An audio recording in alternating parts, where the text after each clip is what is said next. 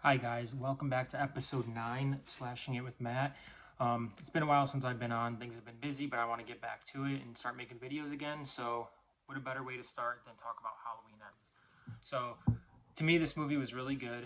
I know a lot of people didn't like it. Hardcore Michael Myers fans, they pretty much thought that they were robbed of a good ending.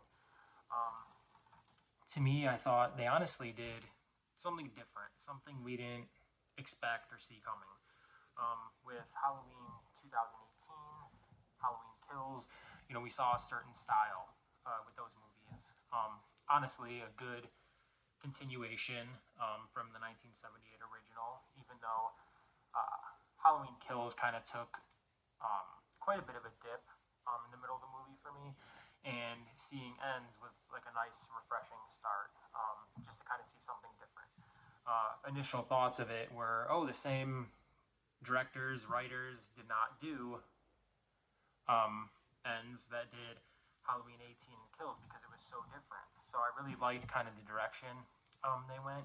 I'm glad they decided not to have it take place on the same night as 18 and Kills. So it was just different. The only thing I wish we would have had out of it was a little bit more screen time with Michael Myers. But I do also think at the same time they gave the movie such a realistic approach when as we know at the end of Kills, he was pretty much beaten to nothing. He got back up, he killed everybody, and then basically 4 years later, he comes back, but he's so weak. I know everyone tends to say Michael Myers is, evil. There's no stopping him. Laurie Strode even said in the last film, the more he kills, the more he transcends. But as we know, in this movie, that kind of died down. And I do appreciate it for that realistic approach. Okay, because realistically, the beating he took, it was almost basically so unrealistic. So I feel going into this movie, they kind of got more in touch with, things being realistic instead of being that supernatural route that many people thought it was going to take. So I really thought that they put their minds together on this one and they really made it pretty good. It did focus on the new character of Corey Cunningham. I feel a little too much, but I feel like again introducing his character was just such a good step. It really was. It brought something new to the Halloween franchise. It kind of gave the movie more of a dramatic touch, somewhat of a romantic touch with a romantic story involved, and it just kind of dove more into these characters than it did Michael Myers. We saw obviously the 4 year time jump, kind of saw how everyone was dealing with everything, the aftermath of Kills, and we even get a surprise character in Ends that actually survived Halloween Kills that I never would have thought. It was no one great. It was more of a random character, so I was kind of surprised to see that, but it was also a nice touch. You also see a lot of people in this movie blaming Laurie Strode for Michael Myers' actions, which I don't necessarily agree with, but in a way I can kind of see where they're coming from. So basically, we don't really see too much of Michael Myers until the end of this film. We see him here and there, kind of where he's been for those 4 years.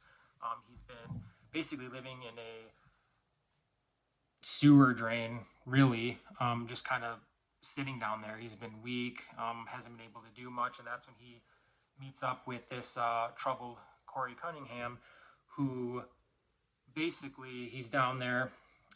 Michael Myers grabs his neck, pulls him in. They lock eyes for quite a long time, and it's almost like he passed something evil into Corey, and he became more troubled than he was. Okay, he had 4 bullies that was really picking on him. His mom wasn't that nice to him, so he kind of went down a dark path like Michael did. But at the same time, you know, whether he had that meeting with Michael or not, it seemed like it was a long time coming because of the beginning of the film where it opened, and he accidentally killed the kid he was babysitting for. Basically, the whole town hated him, and it kind of sent him down, um, a path that would seem to be darker than that then would take a more realistic approach, positively.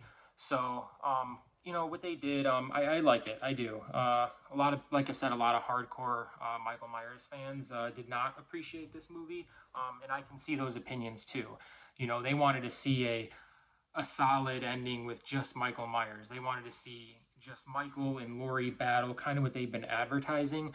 But at the same time, you know, months leading up to, I'd say when the first trailer was released, we kind of knew what was going on. You know, from the trailer, you know, it was easy to tell that a lot of these suspenseful moments and killings in the trailer were not Michael Myers. A lot of people noticed from the hand, the two fingers weren't missing. A lot of people noticed just the shape of his body, movements, things like that. So it was kind of put out there early, and everyone was speculating, oh, what could this mean? What could this be? And pretty much the movie confirmed, you know, what we saw in the trailer. So, you know, to an extent, yes, there was a copycat. Yes, there was someone working with Michael. So, you know, like I said, I might have toned that down a little bit, might have put Michael in the movie a little bit more. But, you know, I still appreciated what we got. David Gordon Green, the director, you know, I do appreciate his approach. He really did something different. You know, he didn't stick to what everyone else does. He took a approach that he felt comfortable with. He did it. I recently saw an interview with him, and he said going into it, he knew it was going to be risky, but that was a risk that they were willing to take because that's what felt right. And you know, I couldn't really agree with that anymore.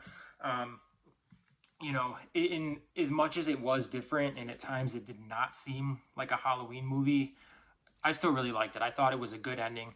We got a conclusion. You know, the final battle wasn't too crazy, but we still got a final battle.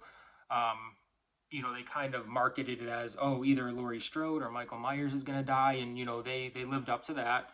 Michael Myers did get killed. They pretty much made it indefinite from what we saw. So with this timeline, Michael Myers has finally died. You know, but again, as everyone speculates and knows, that you know there will be future Halloween films, just with a different director, different producer, things like that. So, you know, um, I don't think people that hate this movie should be so dead set on this ending because there are going to be more Michael Myers films. Yes, it's the end of Michael Myers in this timeline. Yes, people didn't like the way this timeline ended, but there are going to be so many different opportunities in the future for the character of Michael. So, you know, I wouldn't be too worried. But my overall thoughts of this movie was it was really good. It was entertaining. It you know, people that were looking for more character driven film, this really delivered on that. Like I said, it had the romantic angle, the drama angle, pretty much so many different genres of movies all packed into one, was still giving that horror element. So I really appreciated it for what it was. And at the same time, I also do agree with everyone's opinions. I can see why people are mad at it. You know, I can also see why people really loved it. But for the most part, I think the movie got a negative reaction, unfortunately. But I mean, you can't really, you know, be too hard on the director for them having their vision because at the end of the day, they're horror fans, they're Michael Myers fans. They wouldn't be making this movie if they weren't. So you can't harp on them too much for living out their vision. And again, I really appreciate what they did with the whole series. You know, they kind of gave it you know, our scary moments, suspenseful moments, funny moments when needed. And yeah, to me, this whole franchise, the whole last three films, you know, they weren't too short of anything but amazing to me.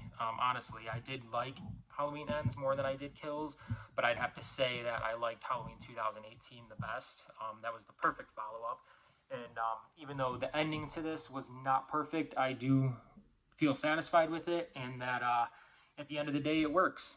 And I hope, you know, some people can appreciate it for what it is, and if not, you know, everyone's entitled to their own opinion. But yeah, I really enjoyed it.